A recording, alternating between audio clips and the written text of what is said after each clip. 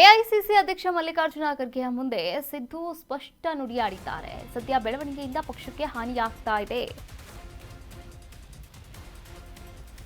ಮಲ್ಲಿಕಾರ್ಜುನ ಖರ್ಗೆ ಮುಂದೆ ಸಿದ್ದು ಸ್ಪಷ್ಟ ನುಡಿ. ಸದ್ಯ ಬೆಳವಣಿಗೆಯಿಂದ ಪಕ್ಷಕ್ಕೆ ಹಾನಿ ಆಗ್ತಾ ಇದೆ. ನಾಯಕತ್ವ ಗೊಂದಲಗಳಿಗೆ ತೆರೆ ಎಳೆಯಿರಿ.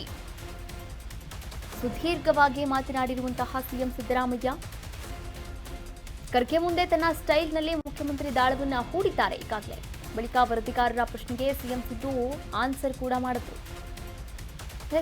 ಮಲ್ಲಿಕಾರ್ಜುನ ಖರ್ಗೆ ಅವರ ಮುಂದೆ ಸಿಎಂ ಸಿದ್ದರಾಮಯ್ಯ ಅವ್ರ ಮನಸ್ಸಲ್ಲಿ ಏನಿದೆಯೋ ಅದನ್ನು ಹೇಳ್ಬಿಟ್ಟಿದ್ದಾರೆ.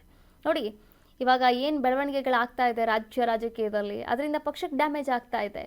ಹೀಗಾಗಿ ಅವರಿಗೋ ಅಥವಾ ಇವರಿಗೋ ಯಾರ್ಯಾರು ಹೇಳಿಕೆಯನ್ನು ಬಹಿರಂಗವಾಗಿ ಹೇಳಿಕೆಯನ್ನು ನೀಡ್ತಾ ಇದ್ದಾರೆ, ಅವ್ರ ಬಾಯಿ ಮುಚ್ಚಿಸೋಕೆ ಒಂದು ಪ್ಲಾನನ್ನು ಕೂಡ ಮಾಡ್ಕೊಂಡಿರುವಂಥದ್ದು. ಹೀಗಾಗಿ ಮಲ್ಲಿಕಾರ್ಜುನ ಖರ್ಗೆ ಅವರ ಹತ್ರ ಮಾತನಾಡಿದ್ದಾರೆ. ಸುದೀರ್ಘವಾದಂತಹ ಒಂದು ಮಾತುಕತೆ ಅಂತಲೇ ಹೇಳ್ಬೋದು. 1.5 ಗಂಟೆಗಳ ಕಾಲ ಈ ಮಾತನಾಡಿರುವಂತಹ ಮಾತುಕತೆಯಲ್ಲಿ ಏನೇನೆಲ್ಲ ವಿಚಾರಗಳನ್ನು ಚರ್ಚೆ ಮಾಡಿರಬಹುದು. 1.5 ಗಂಟೆ. ನೋಡಿ, ಖರ್ಗೆ ಮುಂದೆ ತನ್ನ ಸ್ಟೈಲ್ನಲ್ಲಿ ಈಗಾಗಲೇ ಮುಖ್ಯಮಂತ್ರಿ ದಾಳವನ್ನು ಹೂಡಿದ್ದಾರೆ.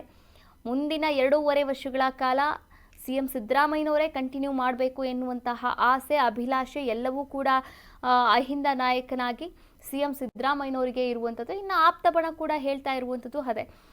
ಫಾರ್ ಎಕ್ಸಾಂಪಲ್, ಮೊನ್ನೆ ನಡೆದಂತಹ ಸತೀಶ್ ಜಾರಕಿಹೊಳಿ ಅವರ ಒಂದು ಡಿನ್ನರ್ ಮೀಟಿಂಗ್ ಆಗಿರ್ಬೋದು, ಲಂಚ್ ಮೀಟಿಂಗ್ ಆಗಿರ್ಬೋದು, ಪರಮೇಶ್ವರ್ ಅವರ ಡಿನ್ನರ್ ಮೀಟಿಂಗ್ ಆಗಿರ್ಬೋದು, ಕೆ ಎನ್ ರಾಜಣ್ಣ ಅವರ ಡಿನ್ನರ್ ಮೀಟಿಂಗ್ ಆಗಿರ್ಬೋದು, ಎಲ್ಲ ವಿಚಾರವಾಗಿ ನಾವಿಲ್ಲಿ ಗಮನಿಸ್ತಾ ಹೋದರೆ ಸಿಎಂ ಸಿದ್ದರಾಮಯ್ಯ ಅವರಿಗೆ ಒಂದು ಆಪ್ತ ಬಣದ ಬಲ ಜಾಸ್ತಿ ಇದೆ ಅಹಿಂದ ನಾಯಕರಾಗಿ. ಹೀಗಾಗಿ ಅಹಿಂದ ನಾಯಕರು ತಮ್ಮ ಶಕ್ತಿ ಪ್ರದರ್ಶನಕ್ಕೆ ಇಲ್ಲಿ ಮುಂದಾಗಿರುವಂಥದ್ದು.